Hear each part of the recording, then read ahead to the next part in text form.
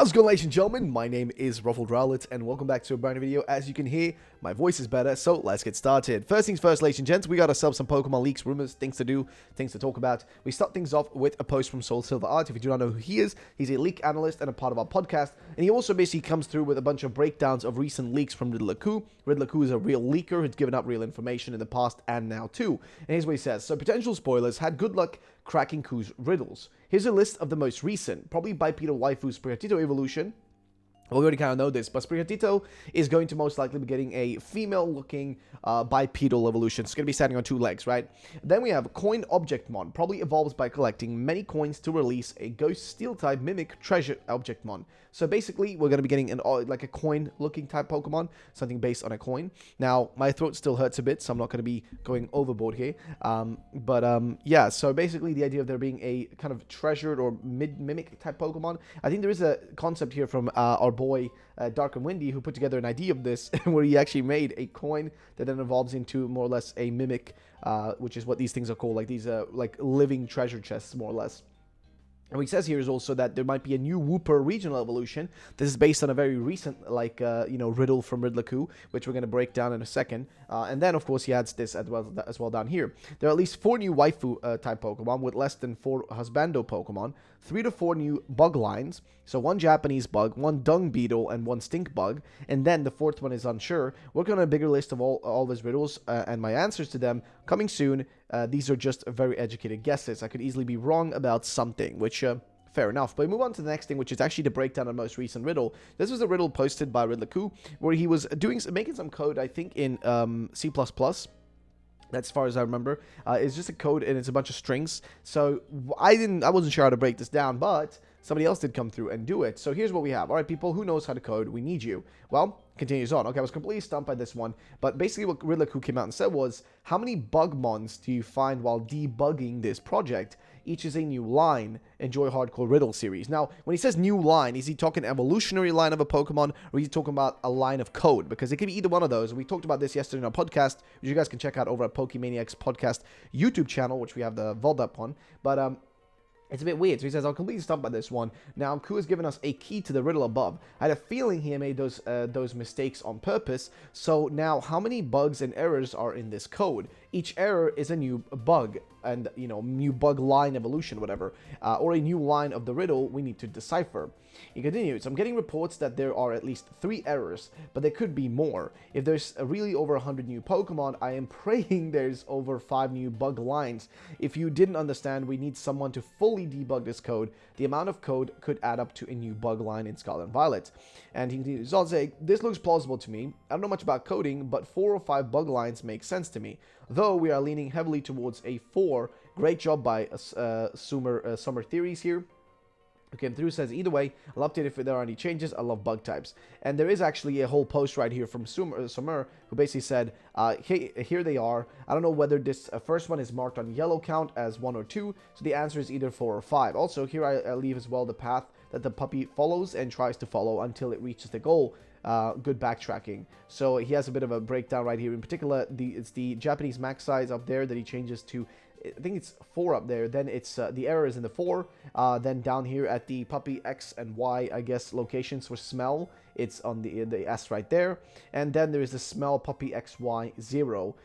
So again, those are the ones, as well as the I guess the variables in the middle here with the XY with the Japanese max size. So those are the, I would guess, bugs that you can find in this case, like the literal bugs within the code, or the issues within the code that need to be resolved more or less. And what they seem to be hinting at is a total of maybe 4 bug lines. One of them, but clearly being related to something that smells, so a stink bug is what it says here with smell. And then down here, this is the one where I don't get it really, but it's just Japanese max size and it doesn't really say much else.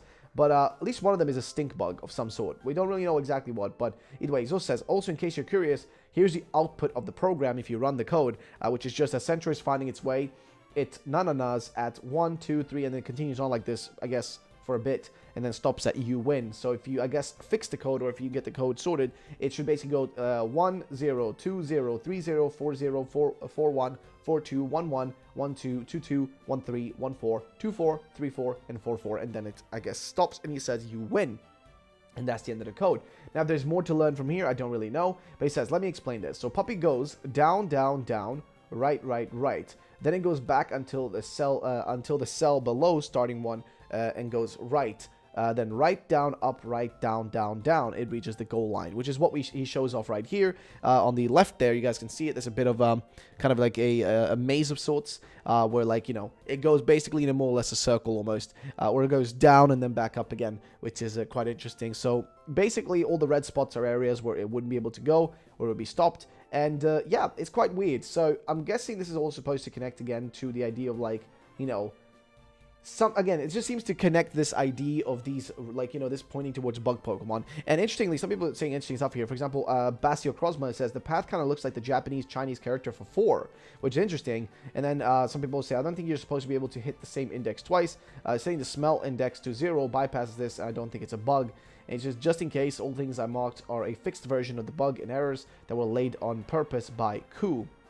So he put the bugs in there, which was the number that I remember the max size number used to be 5. So he's changed this to be correct.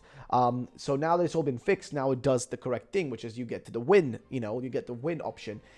So again, back to what was being said here by Summersoul. Says, oh snap, we can dig deeper. We'll know one of them is a Japanese style bug. Also, I'm sorry if I made it seem like these would be the only new bug types in Scarlet and Violet. Ku never said that, so there could be 2 errors and still be more bug lines we didn't hint at here. And he literally said, kindly reminder, descriptions for each line are also mentioned. So basically, we get the details for what each of them means. So in this case, we know that there might be, like, you know, a total of 4 or 5. I mean, depending on, you know, what way you look at this. If we continue further here, it says, eat nanana is a dung beetle. Japanese maximum equals Japanese inspired bug, and smell equals stink bug. So basically a dung beetle, a Japanese inspired bug that we don't really know exactly, and then of course a stink bug. Those are the options right now. And I think Linsei Sensei actually did bring up some interesting theories in regards to this, though I cannot remember exactly, because he was bringing up specifically the idea of like charger bug in this case, because it, like, kind of, if it's shiny, I think he said that, like, the green and red, like when it's like actually, sorry, the green and red colors of it, if you kind of like look at it, if it's shiny and whatnot, do match up well with the Portuguese colors of the flag, which is quite interesting. And apparently in the actual anime, they race with charger bugs, like they use them to race with, which is quite interesting to say the least, because it says it bears a resemblance to a subway cars, which are typically powered by electricity and reflect its habit of living underground. It may also be based on a 2-pronged electrical plug or whatnot. So is it possible a new form for that? But probably not, or a new evolution. I don't think that's going to be likely, but you never really know with these sort of things. We continue on though. A very good point made by Lumio's post. Lechonk, the smell a silk moth makes, and it would just be a shame for Game Freak not to make a Pokemon from this beautiful moth, as well as all the you know, shit references. A dung beetle also makes a lot of sense. They could go wild with the colors. So here's what's being said by Lumio's post. Shout out to Lumio's post, by the way, for this. Saying, so Ku says there is descriptions. I see smell mentioned. This could be the early game bug Pokemon, as Lechonk is mentioned to give off an aroma that bugs hate. This could be a big, you know, a bug mention, be the bug that's mentioned there. To add to this, the giant male silk moths have an incredible sense of smell, being able to smell a female of their species 7 miles away, while those don't live in Iberia. Spanish moon moths do, which are also part of the silk moth family. So maybe a silk moth Pokemon, which, hey, we already had, like, you know, what do you call it? I think we already had, you know, Frostmoth, right? And we already have a moth Pokemon recently. So them adding another one, would it be that strange? Yes and no. So it is what it is. But of course, the fact that it does have a connection directly to Lechonk is quite interesting. And then you also have the Dung Beetle, which this one is the iridescent Dung Beetle from Spain, which you guys can see right here. Actually, it was pretty cool, I'm not gonna lie. Though I am not the biggest fan of bugs, it is what it is. Updated this riddle. So it looks like there's 3 bugs confirmed found. Please see this thread below for further details. And this is from Emilio. I'm gonna open up Emilio's thread here and just look at what he has to say. It says, so in conclusion, here's what he did with the code. So first of all, congrats to Summer Theories for being the first to find the code that works. He says, part 2, I was reading at this last tweet Ku wrote, and I think Ku meant by description was the count and prints in the code. All those things sound you know, bug related, and they can do stuff. So for example, find its way through P, eat his daddy's, well, stuff, and lick and drink, you know, stuff. Yeah, so, but Summer found 4 or 5, right? Well, part 3, well, Ku, as Ku said, he means that all lines that needed to be debugged counted as a new Pokemon bug. And if each description and print matched with only, you know, only 1, we only needed 3 bugs. But as he said, and as Summer Theories noticed, was that the 2 bugs were written in 1 line. So, part 4, we can count that as 1 bug only. Now we have 4 instead of 4 or 5 we thought at the beginning. But when writing down the code, Summer wrote, I noticed that the line he added could be removed without problem in achieving a win too.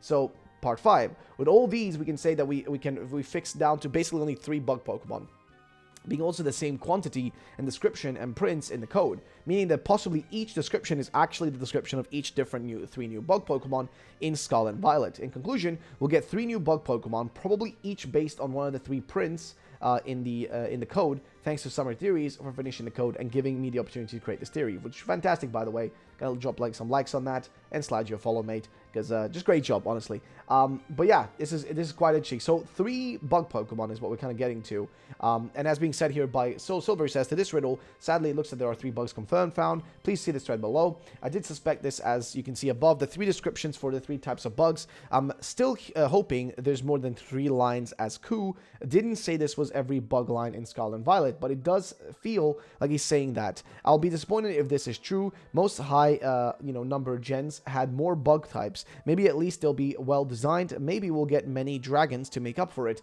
and or maybe first bug regional form in this case. Update may means this might mean something, but this is coming from, I guess, David over here said found 4 bugs I'm pretty sure of, and then I guess, like, what do you see? Like, what is there? There's been liked. So found 4 bugs I'm pretty sure of was actually liked. There was a like left on this by Riddle, which could mean something. And there was other people who says, a very good point made by Lumio's post, Lechong, This is also, I think, found 4 bugs I'm pretty sure of. Again, yeah, Riddle liked this. So, again, it is weird. He did leave a like on it, which could mean something, but also may mean nothing. Ku liked this tweet and then unliked it. Maybe it was a mistake. I don't know how long he liked it for, but it gives me the smallest hope there may be 4 lines instead of 3. I'm so sorry, Ku, for dissecting your every move. I'm sure it gets annoying, but yeah, it is interesting. I don't really know if I feel like when Ku does like something, it usually means we should go in that direction. So maybe there are 4 bug types or bug lines of Pokemon, which is quite interesting. That's a lot of bugs. We move on to the next thing, though, which is coming to us from Soul Silver again, which is his belief as to why there will be a Nintendo Direct, and personally my belief as well as to why there will be a Nintendo Direct next week, which I'm going to talk about this after reading this post first. But he says, I believe the Xenoblade Direct further points to the Nintendo Direct on the 29th. Seems like Geoff agrees. And if you're wondering who Geoff is, it's Geoff Keighley, the man who basically usually does the E3 Presents, but also runs the Summer Game Fest or Game Summer Fest or whatever it's called. And he says, looks like Nintendo is splitting up its news in June. Xenoblade Direct coming on Wednesday morning. He said literally splitting up its news.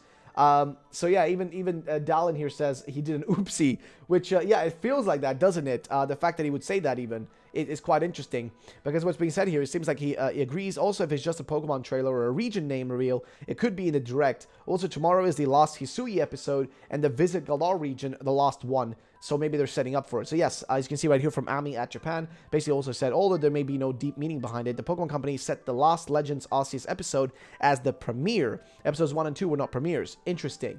So yes, it is quite strange. Also, tomorrow is the last day of the YouTube Shorts. Tomorrow is, I think, actually at this point, today actually, it is the last day. So Galar is coming out today. The last Galar video is coming out today, which means next week should be, Scarlet and Violet, whatever the region is based on, should be next. And yeah, people are saying, yes, I know, but holy, stuff. Premieres live stream Pokemon Legends Arceus anime. Can't wait to visit the Galar region tomorrow. See you later. Can't wait for the new Gen 9 region name this month, hopefully. Quite interesting. I think it makes sense, right? I feel like all of it's pointing in this direction. And I do agree, though, with Callisto, we will all look like clowns if we don't get Scarlet and Violet news and Nintendo Direct for the end of this month. And yeah, Soul Silver says he's used to it at this point. I'm going to be honest, me too. But I'm going to add to this, right? So you guys already know this if you've been watching previous videos. If you don't know this, basically the Pokemon Company has been on their main YouTube channel, been posting these YouTube Shorts, these kind of like TikTok form videos where they show off each region and they include the name of the region. Visit Kanto, visit Johto, visit Hoenn, Sinnoh, Unova, Kalos, Alola, and now finally this week today is Galar. They've done these countdowns in the past. They did this kind of countdown back for Sword and Shield. They also did the same thing, posting these short videos promoting each of the different regions, and then they announced the Galar region. We got a trailer for that. We got Galar and everything shown off. So again, they've done this in the past. Them doing it again is not that weird. They do these weird little promotional things quite often. So it's not like out of the realm of possibility of them doing this. It is quite possible, okay? It is quite literally very, very, very, very, very, very, very, very possible. So all I'm going to say is, I think we're getting it next week. If we're wrong, we're wrong. It is what it is. But we'll see what happens. So let's move on to the next thing, which is coming to us from Fonz here, who says maybe the first Portuguese reference in the Pokemon games in Little Cove City, where in particular in Little Cove City, it says where the land ends and the sea begins, which I don't remember this actually, this thingy, but it's there. And this all connects back to this part of the Pokemon anime, where basically there is this like you know, they're standing on the edge of this like cliff, which is actually a real life cliff that exists in, I think it's Cabo da Roca, which is in Portugal. And it's basically like a place where, like, you know, it's like a kind of like a weird spot where I don't really know what to say, but like it has like this inscription which basically says the same thing, you know, where the land ends and the sea begins. And if you guys remember from the trailer for Scarlet and Violet, at the end of it, we see the camera zooming through and going to the edge and then kind of like going into the ocean, where we see, guess what, the two legendaries. So again, where the land ends and the sea begins, they're out standing by the ocean, you know, looking out, which again connects perfectly because it's a very famous spot in Portugal. And again, it has that same wording, the land ends and the sea begins, which is the same thing you see right here, where the land ends and the sea begins. Again, a direct connection between the two. Continuing on, I would say if there was a reference, it would be Slateport, since it's based on Nagasaki. And he continues on, so Portuguese Nagasaki, if we look right here, what as is, so Portuguese Nagasaki refers to the period during which the city of Nagasaki was under foreign administration between the years 1580 and 1587, formerly granted to the Jesuits. A representative of the Portuguese crown was considered the highest authority in the city when present, as Portuguese rights of padroado was an agreement between the Holy See and the Kingdom of Portugal. So basically, again, a direct connection. I know slate is a stone, but he says here, so if you look at this, so slate port in this case, he says Portuguese pavements also kind of do fit well with that. If you kind of look at the design of the ground and everything, it does have that almost, you know, mosaic-esque design to it in a weird way. It's not mosaic, of course, but it could be the calcada portuguesa, which in this case is just a mosaic type of, like, you know, ground, which, yeah, it is weirdly connected. I don't know, I feel like just Masuda had always a big interest in that kind of stuff, but basically Portuguese pavements look very similar to it. And he says, I know I'm stretching on this one, which that is fair, you could say that. But like he says here, explanation for why I'm even doing this thread. So he says, in 1583, 3 Portuguese travelers aboard a Chinese ship drifted ashore on Tanegashima, a small island near Kyushu. And if you look right here, I guess, let's see, he says, Hoenn is inspired by the real-world Japanese main island of Kyushu, which, yeah, quite a weird connection. And list of Westerners who visited Japan before 1864. So there was, yeah, quite a few Portuguese ones. You can see Portugal, Portugal. Quite a bit of Portuguese guys and Spanish people. And then this one too. There's more explicit Portuguese references in Hoenn-based games. In the Japanese version, the flutes are named, well, bidoro, which derives from the Portuguese vidro. In real life, the term refers to glassware produced in Nagasaki. And again, there's even more. Maybe this one too. The English pariah word comes from the Portuguese word. So again, it's just a lot of connections. You can make a million different connections to these. Even this was thanks to, actually, Lindsay Sensei did send this to me as well. But this one, in this case, you have, of course, you have, you know, the Miniors, the little, like, you know, meteor Pokemon. And if you see right here, basically the origin of these, additionally, Minior's core form design may take inspiration from the Portuguese and Japanese star-shaped candy Conpeito, which, again, a direct connection. So there is a lot of love for the Portuguese within these games. There's just a lot of love for them. So I guess there's a direct connection between the two, and that you can easily just, you know, kind of look at like Portuguese history, lore, whatever you want to. There's a lot there that can point us in the direction of what we can expect for Pokemon, you know, Scarlet and Violet, in terms of what might be there. So just feel free to do that. Do some research. I will have more videos talking about this down the line. But yeah, I just want to see what you guys think. Next up, this was posted by, I think, the podcast, who had a bit of a theory on, like, you know, all the things that are pointing towards what Sprigatito is based on. I already know we have these guys right here. These thingies. Now, these are also, like, I think these are often connected to the French. Like, we have a similar thing. I don't really know what they're called again. I just know that it's like a thingy like the French have often. But also, it reminds me of the kind of symbol we have for the golden lily in my own home country of Bosnia. We have the same thing, kind of the same thing, but it's like it's a golden lily in our case, which does fit perfectly with kind of the, you know, the neck shape here, as well as the sideburns almost of Sprigatito. Then you have the general design. If you also look at the sideburns, it does look a bit, again, like a Iberian lynx, which is literally from Spain, Portugal area. You have a tulip tree leaf, which you can see in its kind of face, face shape, like the face paint on the top of its face.